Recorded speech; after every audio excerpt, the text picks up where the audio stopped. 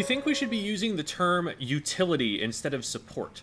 Utility is the term that FLC uses in his document, but almost every comp player still uses the term support.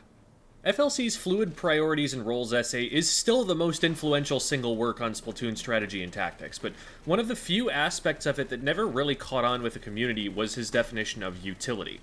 He explicitly rejected using the community's generally accepted understanding of a support role, saying that, quote, "I have very consciously not used the term support for this role, because the kind of playstyle that people tend to associate with support can optimistically be described as pretending to be useful," unquote. To a degree, FLC was distancing himself from what he perceived as misconceptions about the playstyle by picking a different name.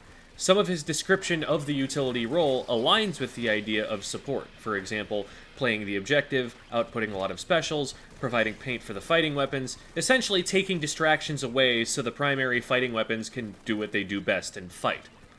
To be clear though, I consider FLC's utility role to have major differences from the community's accepted idea of support, and I think it would be objectively incorrect to use the two terms interchangeably. To FLC, a weapon like a splat roller or a sploosh or a brush falls into the utility category, while I don't think there are very many people who would ever call those support weapons. Part of this category is sort of a catch-all for weapons that, as he puts it, quote, "aren't specialized enough to be dedicated to any of the other three roles," unquote. In my own video on the subject of roles, I just use the term support, and that's generally what the rest of the community has done from what I've seen. Plenty of top players describe themselves as supports.